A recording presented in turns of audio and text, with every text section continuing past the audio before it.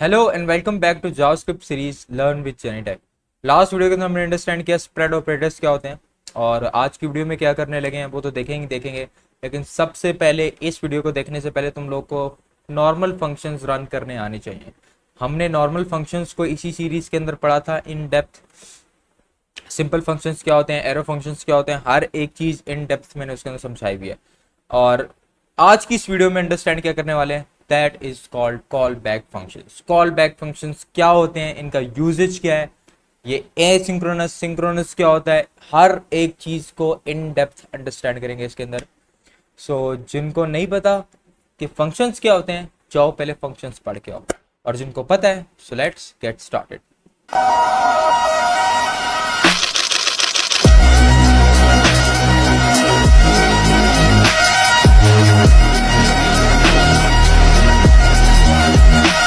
Okay, so let's understand call back functions होते क्या हमारे पास। कॉल बैक फंक्शन को अगर मैं सिंपलर टर्म में तुम लोग को डिफाइन कर दूं, उसकी पहले डेफिनेशन पढ़ लेते हैं, फिर मैं अपनी लैंग्वेज में तुम लोग को समझा दूंगा। पहले अंग्रेजी पढ़ लेते हैं। A callback function in JavaScript is a function that is passed as an argument to another function. पहली चीज माइंड में रख लो। Second thing, and is executed after some operations has been completed. दो चीजें। कॉल बैक फंक्शन वो function होता है जो मुझे समझ आई है इस हेडलाइन से या इस हेडिंग से, पहले ये समझ लो। कॉल बैक फंक्शन ऐसे फंक्शन होते हैं जो दूसरे फंक्शंस के अंदर हम एज एन आर्ग्यूमेंट पास करते हैं। पहली बात ये माइंड में रख लो। दूसरी बात, और ये कब चलते हैं, जब कुछ सर्टेन ऑपरेशंस कंप्लीट होते हैं तब चलते हैं, उसके बगैर नहीं चलते। इसे हम क्या कहते हैं, कॉल बैक फंक्शन।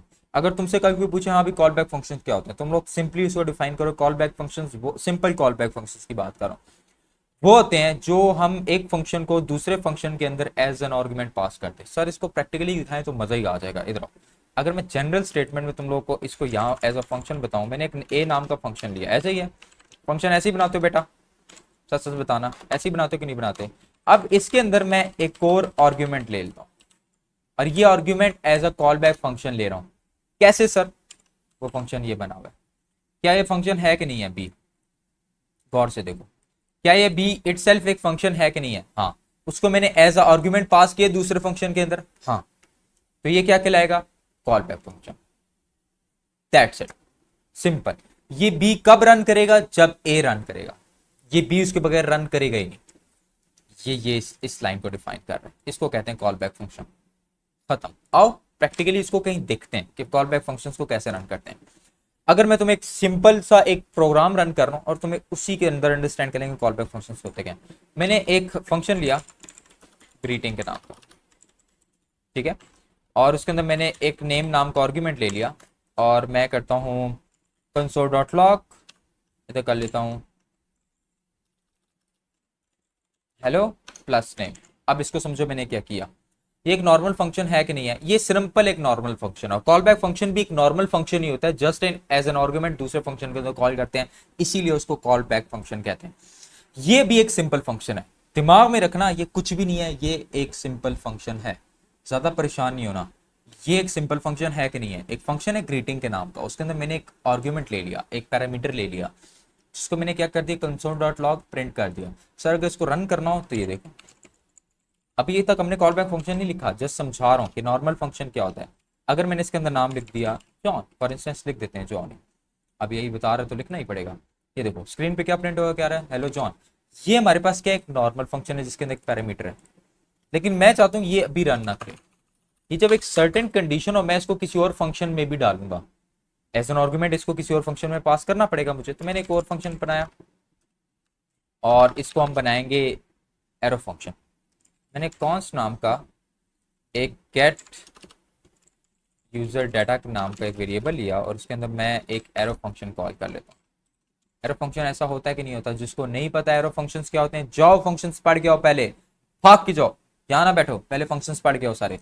इधर मैंने एक आर्गुमेंट पास कर दिया सिंपल सा, मैंने यहाँ एक कॉल बैक का आर्ग्यूमेंट पास कर दिया। सर क्या ये आर्ग्यूमेंट है, ये एक कॉल बैक फंक्शन ही है, मैंने इसलिए इसको कॉल बैक, कुछ भी नाम लिख दो यार तुम लोग, जो मर्जी दिल करे यार। मैंने इसको कॉल बैक इसलिए दिया ताकि तुम लोग को अंडरस्टैंडिंग हो कि यहाँ पे कॉल बैक फंक्शन पास कर रहा हूँ मैं। मैंने किया एक कॉन्स नेम के नाम का वेरिएबल लिया, और उसके अंदर मैंने स्टोर करा दिया प्रॉम्प्ट को। प्रॉम्प्ट क्या होता है समझाता हूँ, तुम्हें टेंशन ना लो। एंटर योर नेम मैंने किया सिंपल, और मैंने क्या किया, मैंने कर दिया कॉल बैक नेम। अब समझो इसमें हो क्या रहा है, टेंशन ना लो। ये प्रॉम्प्ट क्या करता है, प्रॉम्प्ट सिंपली, अगर मैं यहाँ पे बताऊं, प्रॉम्प्ट सिंपली यूजर डाटा से लेता है। रन टाइम पे यूजर से डाटा लेने को क्या कहते हैं, प्रॉम्प्ट। मैंने एक प्रॉम्प्ट लिया, मैंने अंदर लिखा एंटर योर नेम।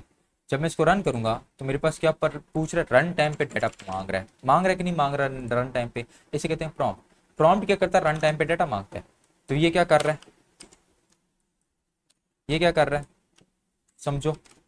मैंने गेट यूजर डाटा के नाम से एक फंक्शन लिया, एरो फंक्शन, उसके अंदर एक कॉल बैक का फंक्शन बना दिया। वो फंक्शन ये कॉल हो रहा है कॉल, ये फंक्शन ही है। फिर मैंने एक नेम नाम का वेरिएबल लिया, जिसको अंदर मैंने वो वैल्यू स्टोर करा दी जो भी रन टाइम पे यूजर से पूछेगा। जैसे मैंने जुनैद लिखा था, वो सारा किसके अंदर स्टोर हो जाएगा, इस नेम के अंदर स्टोर हो जाएगा। मैंने इस कॉल बैक को डिफाइन कर दिया। अब कॉल बैक को मैंने ये डिफाइन किया, करेगा क्या, तो वो कौन डिफाइन करेगा, ये ग्रीटिंग। इधर आओ, मैंने किया इस फंक्शन को रन कर देता हूँ मैं, गेट यूजर डाटा, और उसके अंदर मैं ग्रीटिंग को एज एन आर्गुमेंट पास कर दिया। अब समझो, मैंने एक नॉर्मल फंक्शन बनाया ग्रीटिंग के नाम का, फिर मैंने गेट यूजर डाटा के नाम का एक फंक्शन बनाया जिससे मैं रन टाइम पे यूजर से डाटा ले रहा हूँ, दैट्स इट। उसके अंदर मैंने एक आर्गुमेंट पास किया जिसको मैंने कॉल बैक फंक्शन कहते हैं, उसको मैंने एज आर्गुमेंट पास कर दिया और इस फंक्शन को यहाँ कॉल कर दिया। ये क्या करेगा, गेट यूजर डाटा क्या करेगा, सबसे पहले इसे रन करेगा, ये मेरे से नाम पूछेगा, पूछा नाम, हाँ मैंने नाम दे दिया, अभी मैं रन नहीं कर रहा, मैंने नाम दे दिया। जैसे ही मैं एंटर करूंगा, वो इस नाम को लेके किसके अंदर स्टोर कर देगा, नेम के अंदर। वो नेम किसको कॉल कर देगा, नेम जाके किसके अंदर चला जाएगा, कॉल बैक फंक्शन के अंदर चला जाएगा, और वो इधर आ जाएगा, यहाँ पे आ जाएगा। अब मैंने नहीं बताया कि इसने करना क्या है। फिर मैंने इसी गेट यूजर डाटा वाले फंक्शन को कॉल किया, रन किया, और उसके अंदर क्या पास कर दिया, ये वाला फंक्शन पास कर दिया। अब इसके अंदर क्या आ रहा है, नेम आ रहा है, वो नेम किसके अंदर चला जाएगा, इसके अंदर चला जाएगा, और मेरी स्क्रीन पे क्या रन हो जाएगा, ये ग्रीटिंग वाला फंक्शन रन हो जाएगा, हेलो नेम, दैट्स इट। तो अगर मैं इसको रन करके दिखाऊं तो मेरे पास क्या रन होके आ रहा है, हेलो जुनेद, दैट्स इट। इसको क्या कहते हैं, call back function, that's it. एक फंक्शन दूसरे फंक्शन के अंदर कॉल करना, उसे कहते हैं कॉल बैक फंक्शन। कॉल ना करना, पास करना फिर बाद में कॉल करना, उसे कहते हैं call back function, that's it. नहीं समझ आ रही, प्रैक्टिकली एक और एग्जांपल देखते हैं इसकी। इसको कमेंट आउट कर देता हूँ, अगर तुम लोग को जरूरत पड़ा मैं डिस्क्रिप्शन में लिंक डाल दूंगा। इधर आओ, यहाँ पे जाओ, मैं एक फॉर इंस्टेंस एक एरे लेता हूँ। मैंने लिया कॉन्स्ट ए के नाम का एरे लिया, और उसके अंदर मैं 1 2 3 -5 -2 4 6 7 8 9, मैंने 5-6 वैल्यूज ले ली या 10 वैल्यूज ले ली, रैंडमली वैल्यूज उठा ली मैंने। अब मैं क्या करता हूँ, मैं चाहता हूँ कि मैं सबसे पहला नेगेटिव नंबर इसमें से उठाऊं। सबसे पहला नेगेटिव नंबर क्या है, ये है, मुझे इसको फाइंड आउट करना है। तो मैंने एक फंक्शन बनाया, किस नाम का, फर्स्ट नेगेटिव के नाम का एक फंक्शन बनाया, और ये मैं एरो फंक्शन बना रहा हूँ, एज एन एरो फंक्शन। मैंने इसके अंदर एक आर्गुमेंट ले लिया नम के नाम का जो इससे उठाएगा, ठीक है, ये मैंने एरो फंक्शन उठा लिया, और मैं करता हूँ कि रिटर्न कर देना मुझे नम को अगर नम छोटा हुआ 0 से, ठीक है। ये फंक्शन तब रन करना, ये कब रन करना, जब नम हमारा 0 से छोटा हो। 0 से छोटा नेगेटिव वैल्यू आएगी, और मैंने इसको कॉल करना है, तो मैंने कर दिया रिजल्ट के नाम का एक वेरिएबल लिया मैंने, ठीक है, एक रिजल्ट के नाम का वेरिएबल लेते हैं, और उसके अंदर मैंने ए डॉट फाइंड की कमांड लिख दी। ए डॉट फाइंड क्या करता है, इस एरे में से फाइंड आउट करेगा। फाइंड मेथड क्या करता है, ये एरे मेथड्स होते हैं। फाइंड मेथड क्या करता है, एक एरे में से फाइंड आउट करके देता मुझे चीज, और उसके अंदर मैंने क्या दे दिया, उस फंक्शन को एज एन आर्गुमेंट पास कर दिया। ओके, उस एरे को मैं उस फंक्शन को मैं एज अ आर्गुमेंट पास कर दिया। और मैं अगर इस रिजल्ट को प्रिंट करके दिखाऊं तुम लोग को, तो मेरे स्क्रीन पे क्या आएगा, -5। कहाँ से आ रहा है, इसको समझो। एक एरे लिया जिसमें मल्टीपल वैल्यूज रखी, नेगेटिव पॉजिटिव आगे पीछे करके, फिर एक फंक्शन बनाया फर्स्ट नेगेटिव के नाम का, एरो फंक्शन है ये। उसके अंदर एक आर्गुमेंट ले लिया मैंने, सिंपल से आर्गुमेंट लिए, फंक्शन नहीं है। अगर ये मैं नम ऐसे होता ना, तब ये कॉल बैक फंक्शन हो जाता, क्योंकि ये एक फंक्शन है, ठीक है। तो मैंने सिंपल एक आर्गुमेंट लिया, पैरामीटर लिया, और मैंने कहा अगर नम छोटा हुआ 0 से तो मुझे रिटर्न कर देना, ये बुलियन वैल्यू रिटर्न करेगा, ट्रू या फॉल्स, दैट्स इट।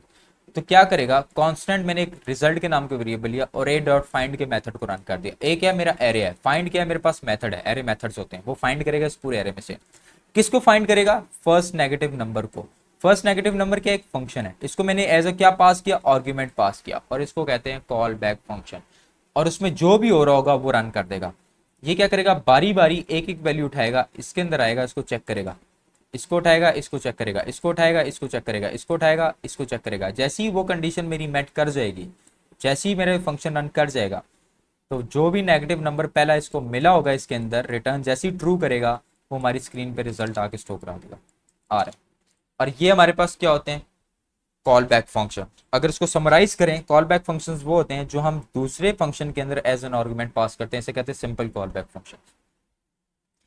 और अगर समझ नहीं आई, नेक्स्ट वीडियो आएगी उसमें ज़्यादा बेहतर समझ आएगी इसकी। और इसको हम यूज़ क्यों करते हैं वो आगे ए सिंक्रोनस से पढ़ेंगे तो तुम्हें ज़्यादा बेहतर समझ आ जाएगी इस चीज़ की। जस्ट इसका कॉन्सेप्ट समझो, इसके बाद हम समझेंगे कॉल बैक हेल्प फंक्शंस क्या होते हैं हमारे पास, call back functions help statements क्या होते हैं हमारे पास, उसको अंडरस्टैंड करेंगे। सो अगर वीडियो पसंद आ रही है, सीरीज पसंद आ रही है, लाइक और सब्सक्राइब करो। मिलते हैं नेक्स्ट वीडियो में। Thank you so much.